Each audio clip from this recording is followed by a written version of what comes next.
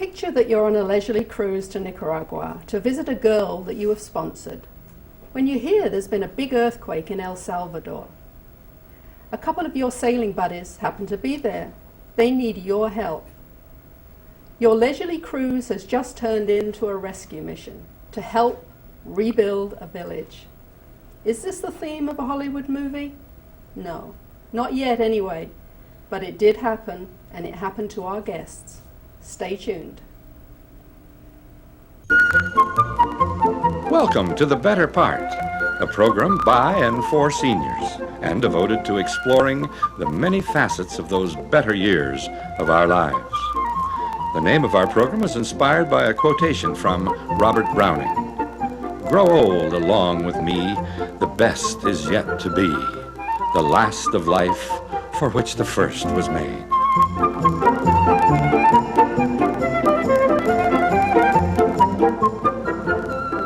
Now, sit back and enjoy a program made especially to provide seniors with useful information, plus some lighter moments to brighten your day.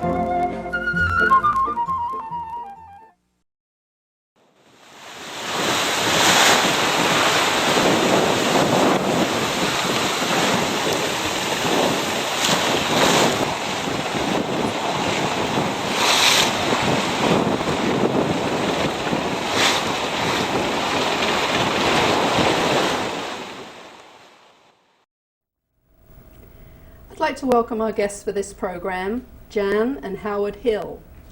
They're local retired seniors who sail for pleasure, and by a twist of fate became part of a team of sailors who helped a village in El Salvador get back on their feet after the devastating earthquake. Welcome, Jan. Welcome, Howard. Thank you. Thank you. How long have you been sailing? Well, we read about sailing when we were kids, but we didn't start learning until the mid-70s. Did you learn to sail together? Yes, we did. We took lessons on Bosona Lake in Los Gatos. Oh. Start small and grow big, right? What's the size of your current boat? 40 feet.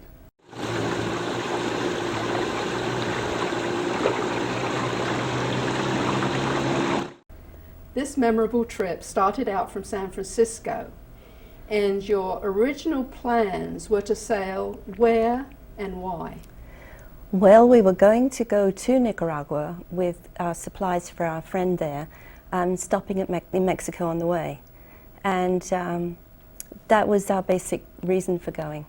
And how long was this going to take you? Well, we thought it would take a few months. So you got down to Mexico, I understand, and then there were hurricane warnings? Well, we enjoyed Mexico so much that we spent longer there than we thought we would. And by the time it got to be about mid-May, it was too dangerous to continue on into the hurricane belt. So we left the boat in Puerto Vallarta for the summer. When you resumed your trip from Puerto Vallarta, what were your planned ports of call en route to Nicaragua? Well, we were going to go through the rest of Mexico down to Oaxaca and then into Guatemala for a little while. And we did know we were going to stop in El Salvador, but we didn't know for how long. Perhaps you could show us on the globe? Sure.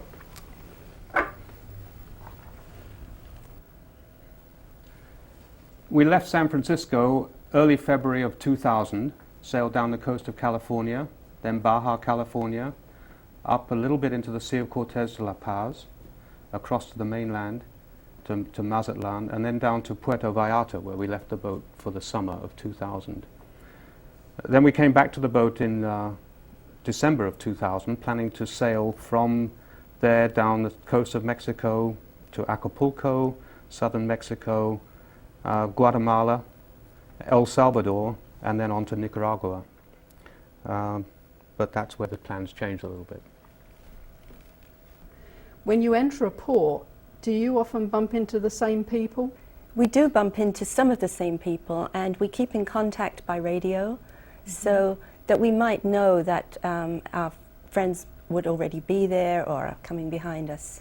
When did you first know there was a problem in El Salvador? We were in Acapulco, actually a little south of Acapulco, And we heard over the radio that January 13th was this huge earthquake in El Salvador. Did you then change your plans, your travel plan? We did, because we had some friends who were already sailing, and we knew they were in El Salvador, and we were very concerned about them. We heard over the radio that they themselves were okay, but they were asking for supplies for the people there who had lost their homes. Oh, what kind of supplies were needed in El Salvador? Well, tarpaulins for one thing. They had no homes, so they were sheltering under trees. Blankets. It does get cold at night up in the mountains. Food, powdered milk for the babies, some clothes, and some tools as well. And containers to carry water, because they needed to get water into the village. Yeah, very important. Yeah. And other sailors got involved too. How did you decide which boat was going to take which supplies? Well, we kind of divvied it up among ourselves, and we did go shopping together, so that one group maybe bought all the tarpaulins in that particular town, and somebody else went to the hotels and asked for blankets to be donated. So it was an informal sort of arrangement between us. But it ensured that you got the supplies that you wanted, and just not a whole lot of one thing and not enough of another. Yeah. Right. So you intended to drop the supplies off and then carry on with your trip. How long did it take you to get to El Salvador with the supplies? Well, we were held back in Mexico by bad weather, so we had to wait for that to clear. It actually took 2.5 weeks. We did stop in Guatemala. We had planned to make a very short stop there anyway, so we stopped, and 2.5 weeks later we were in El Salvador. Whereabouts did you arrive? We went to Barrias Marina in El Salvador. It's a fairly new marina, about 10 miles on the eastern part of El Salvador, and actually quite close to where the epicenter of the earthquake was. How many boats arrived in the marina to help? I think a total of 45 boats were involved in the whole project, over the whole course of the project. Yeah. Did all the boats arrive at the same time? No, boats tended to come, maybe a couple one day and a few the next day or a few days' time, and they stayed different lengths of time. Some people stayed and helped for a long time. Some people just visited and helped with the fundraising, and some hardly spent any time there. Yeah. Was it at this time that you decided to stay and help rather than continue on?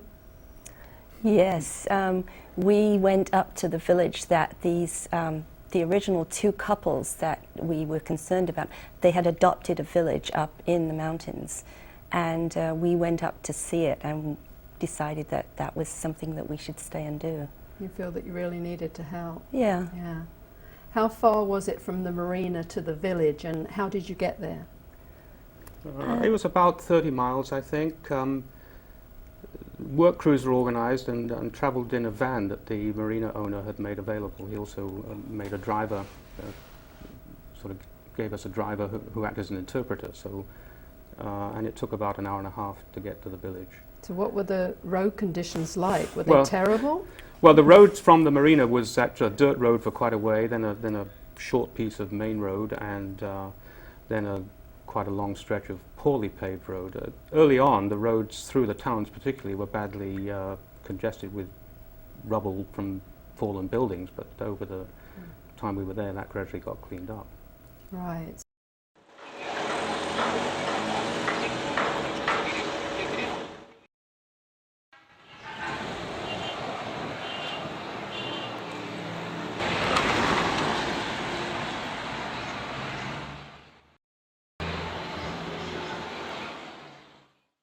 So the roads weren't in good condition to start with, and exactly. with the volume of the Yeah. debris, it was even worse. Yeah. Mm-hmm.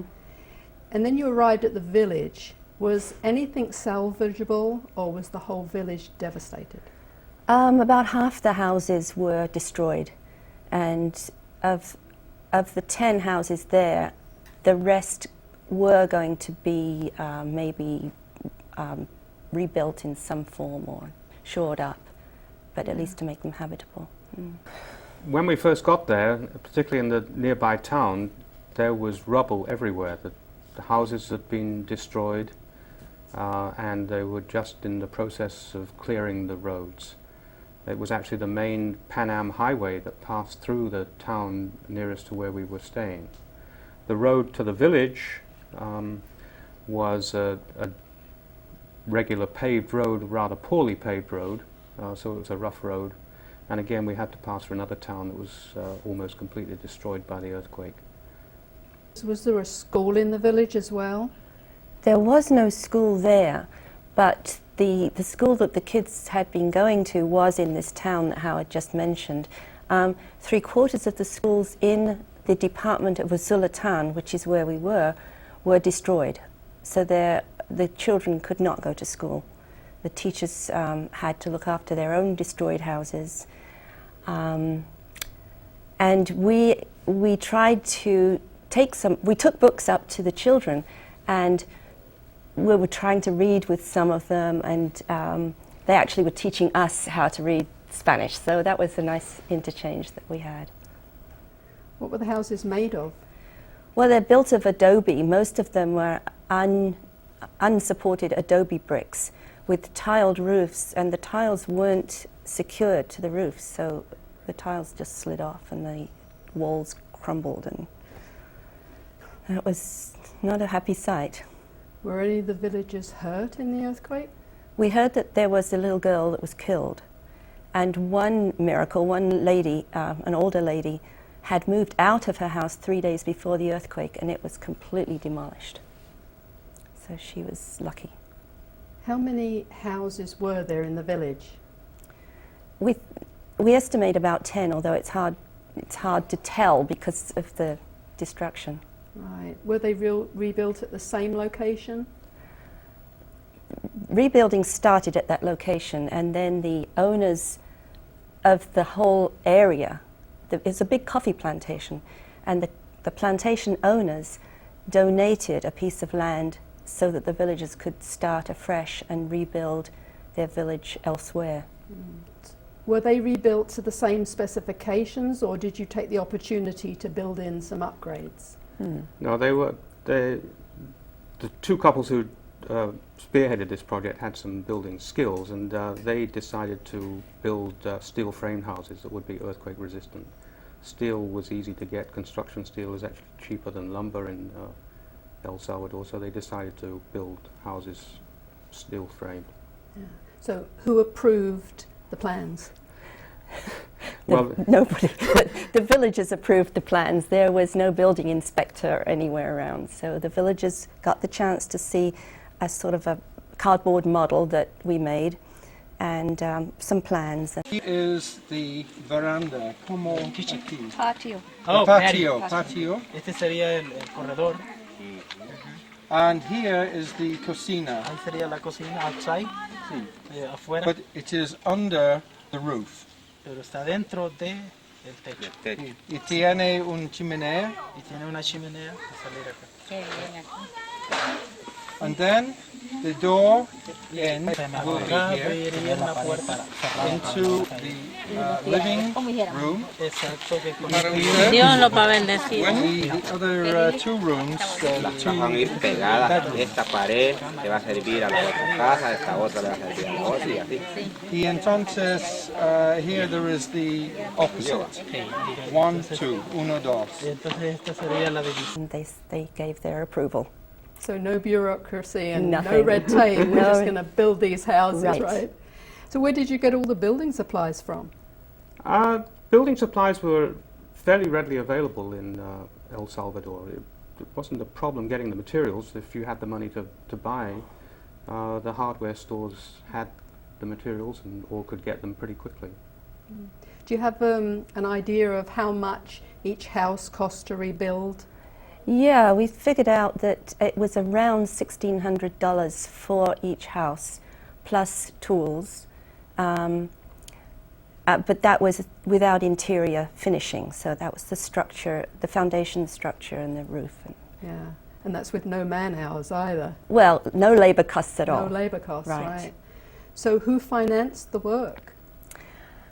Well, that's interesting. We had the sailors themselves held various auctions, so we sold our stuff to each other, which the local people thought was really funny.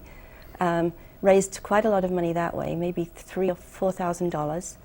And then friends and relatives back in the United States and Canada donated money, so there was a lot of fundraising like that. Once the villagers had access to this piece of land, which then was their own property, the Canadian government gave a 10,000 Canadian dollar grant, and that translated to about 6,000, I think, US dollars. So that was wonderful. It really is wonderful. Apart from all the sailors who volunteered, were the villagers also involved in the construction? Oh, very much so, as you can see from this piece of video. The whole village got involved, children, women, and menfolk if they were around. And they were very innovative in their use of tools, as you can see here. This fellow's going to be splitting a bamboo pole using his machete, which most of the menfolk carry. And he's going to make a surveying pole out of this. And the surveying equipment in the background is a camera tripod with a couple of spirit levels acting as the theodolites. So innovation was part of the project. And another part of the project was actually to try to teach the local people some new building skills that they could carry with them into the future. It looks pretty dangerous there, Howard. Yes, it's just as well there is no OSHA inspectors on this site. Digging out the big tree stumps was a job to be done by hand. We did have the use of a bobcat, again loaned by the marina owner, which helped to level the site, which there was a lot of work to get the plots level. But as you can see, there's also a lot of handwork that needed to be done, and again, everybody got involved. This lady tried a wheelbarrow, decided that was too difficult for her to get over the rough ground, so carried loads of earth by hand in the basket to finally level the sites. There were to be 6 level sites. The scope of the project increased a little bit. There were to be 12 houses built, and because of space limitation, they were designed as duplexes. So there were 6 level plots made, and foundation forms were fabricated again from steel and brought to the site. They were actually fabricated in the old village site because there was electricity available there. So the welding equipment could operate there from regular power. And then the forms were brought to the site, set up for one duplex, and then could be, once the foundations had been poured, could be reused, moved to the next site. Much of the welding of the small pieces here, which are to be the foundation for welding the supports, were made by one of the young people of the village who was taught how to weld and really picked that up very quickly. And the young kids were always anxious to help in whatever way they could. They helped to put the rebar in. And then the concrete mixing. The first house was the gringos worked on the concrete, and then the villagers said, hey, we can do it a lot quicker than you do. So they took over. This is the patriarch of the village. He's a 91-year-old, and it's going to be his house, so he's pouring the foundations for his house. One of the donations we received, though, was specifically to buy a concrete mixer. So this concrete mixer was purchased in San Salvador, capital of El Salvador. But the villagers didn't stop their hand mixing to learn how to use it. Eventually, of course, the mixer was used and made the whole operation much quicker and much better mixed concrete. Although, as you can see, there's still a lot of manual labor involved, and everybody gets involved in transporting the concrete to the foundation.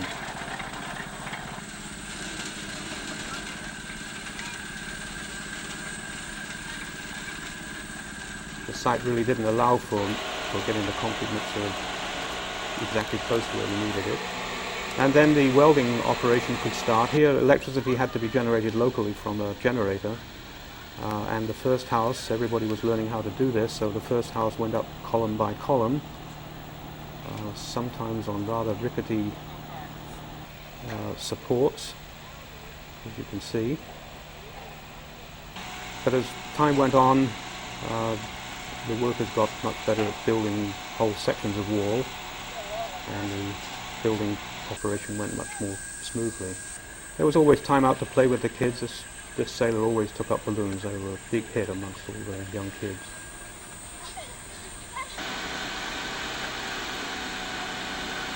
And here some of the local villagers are beginning to take over the work of cutting the girders and beams for the building.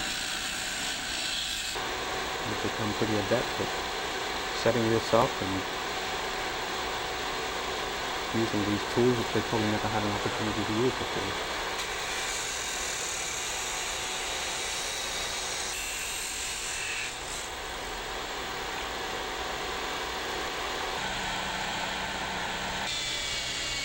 The walls of the houses were some exterior wall board.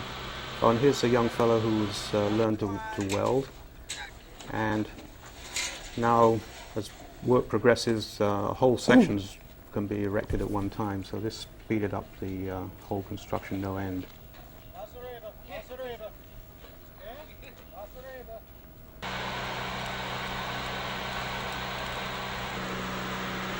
Here's another house almost completed, fine welding.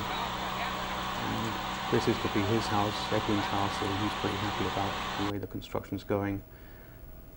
And finally, 12 houses were built on this site, about 1/4 acre to accommodate 12 houses.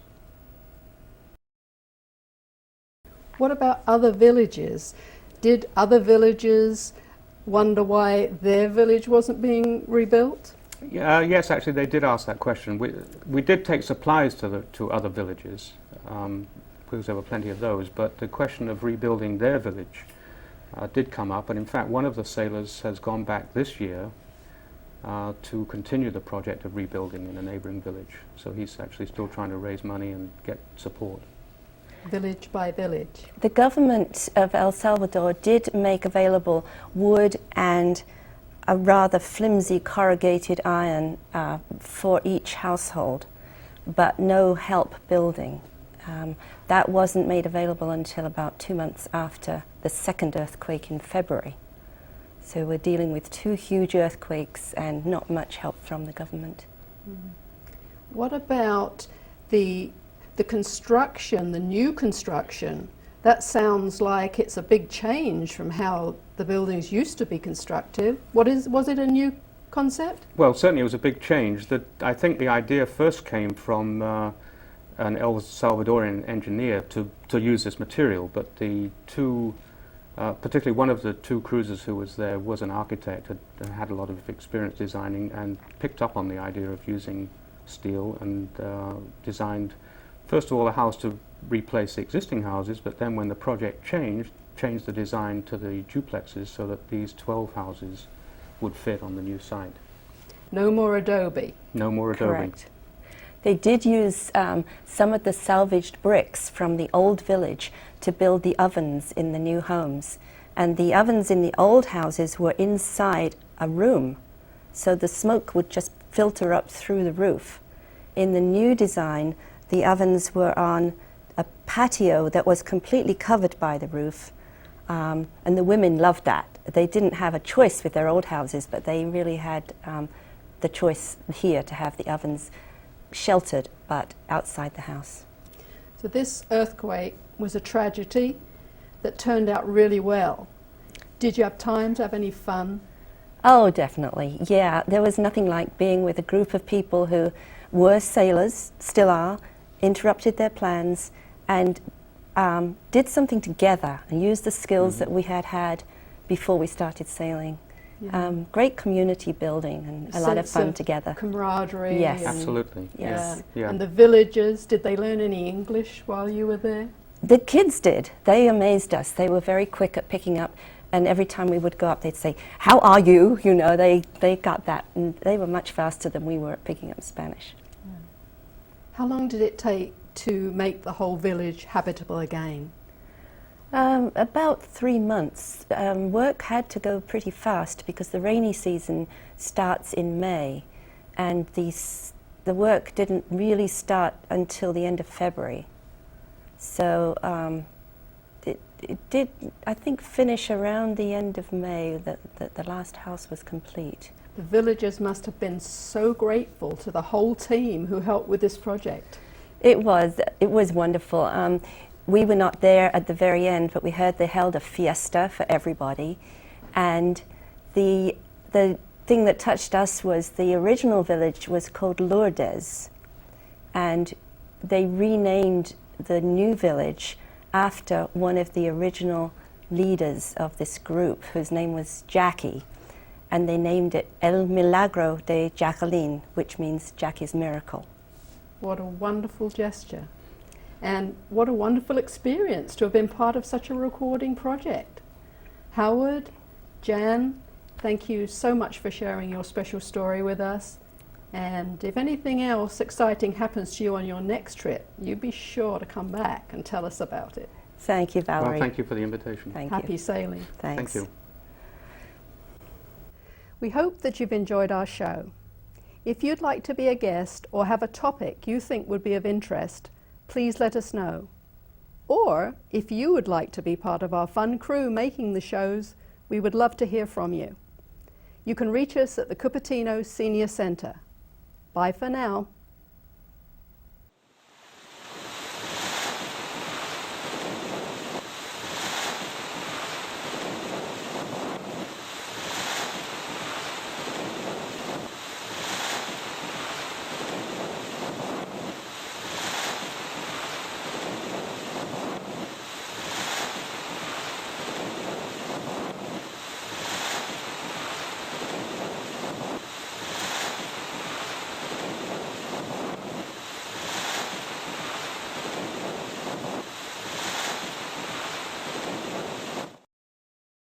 Thank you.